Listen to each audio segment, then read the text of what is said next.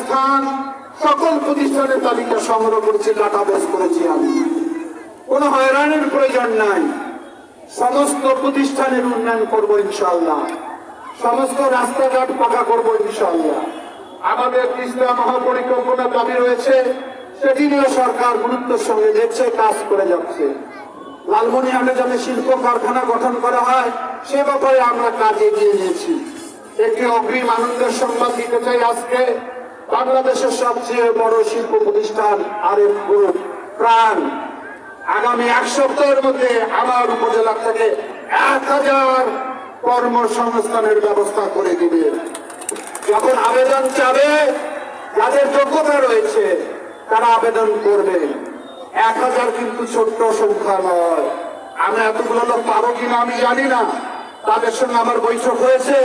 আমি চেষ্টা করব মে মাসের প্রথম দিকে এটি আমাদের এখানে অনুষ্ঠিত হবে। এ ধরনের অনেক কাজ আমরা করে যাব। আপনারা দোয়া করবেন, সহযোগিতা করবেন। আর কথা শেষ করে আনি, যখন আমরা বিরোধী দলে ছিলাম তখন শান্তি ছিল আমাদের মধ্যে, কোনো বিশৃঙ্খলা হয়নি। আজকে আশা করি আমরা কেউ বিশৃঙ্খলা করবো না। এখানে অনেক মা বোনেরা রয়েছে, বৃদ্ধরা রয়েছে, শিশুরা রয়েছে। সবাই যাতে খেলা ঠিক মতো দেখতে পারে সে ব্যাপারে সবাই সবাইকে সহযোগিতা করব। একটু পরে ঘোড়া দৌড় শুরু হবে। ঘোড়া একটি ঐতিহাসিক ঘটনা। আরব্য উপন্যাস বললে দেখা যায় আমাদের পূর্বপুরুষরা কিভাবে ঘোড়ায় যুদ্ধ করত। সেই ঘোড়া বাংলাদেশের বিভিন্ন অঞ্চল থেকে আমার কাছে এখানে এসেছে। যখন শুরু হবে তখন দেখবে এটা কত আনন্দ হয়ে থাকে। আমি সেই ঘোড়া সাউরি থেকে ধন্যবাদ জানাই, তারা বাংলাদেশের বিভিন্ন জেলা থেকে এসেছে। আমি এখন সময় দিতে পারি না। আমরা যে নেতা কর্মীকে আমি তৈরি করেছি তারা দিন রাত পরিশ্রম করে আমার কাছে ফোনে আদেশ নির্দেশ পরামর্শ নিয়ে আগের মতো করে সাজিয়ে তুলেছে আমার এই মাঠ। আগে হয়তো আমি প্রতিদিন দেখতাম, আসতাম, ভুল হলে সংশোধনের কথা বলতাম। তারা অনেকটা অভিজ্ঞতা সঞ্চয় করেছে।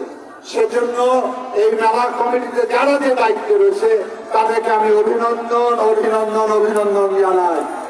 আজকের খেলার পরে এখানে সাংস্কৃতিক অনুষ্ঠান হবে। লোকসঙ্গীতের সম্রাজ্ঞী লায়লা সঙ্গীত পরিবেশন করবে। কালকে পরিবেশন করবে আমাদের লালমনিরহাটে যদি তার মায়ের বাড়ি, কিন্তু বিশ্বের মধ্যে আলোড়িত সেই প্রীতম এবং প্রতীক হাসান, তারা আসবে এই মাঠে। সুতরাং সবকিছু আমরা আনন্দের সঙ্গে গ্রহণ করব। নিজে ভালো থাকবো, পরিবারকে ভালো রাখবো, সমাজকে ভালো রাখবো। এই কথা বলে আমার কথা শোনার জন্য সবাইকে অভিনন্দন জানিয়ে আজকের এই ঐতিহাসিক বর্ণাঢ্য জমজমাট ঘোড়া দৌড়ের শুভ উদ্বোধন ঘোষণা করলাম। ধন্যবাদ সবাইকে। দেশের বাইরের অনেক খেলোয়াড় অংশগ্রহণ করতেন। আমাদের জাতীয় নেতা, আমাদের প্রিয় মহাসচিব সহ সবাই উপস্থিত থাকতেন। শেষ ফাইনাল খেলার দিনে আমাদের প্রিয় পার্টি চেয়ারম্যান মাননীয় প্রধানমন্ত্রী তারেক রহমান শুধু লন্ডন থেকে এই খেলায় উপস্থিত হয়েছিলেন। নিশ্চয়ই সেটি আপনারা ভুলে যাননি। আমরা এই মাঠে বউজামাই মেলা করি।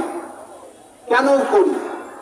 গ্রামের মানুষ সবসময় দুঃখ কষ্ট নানান যন্ত্রণা অভাব অনাটনের মধ্যে দিয়ে জীবন যায়।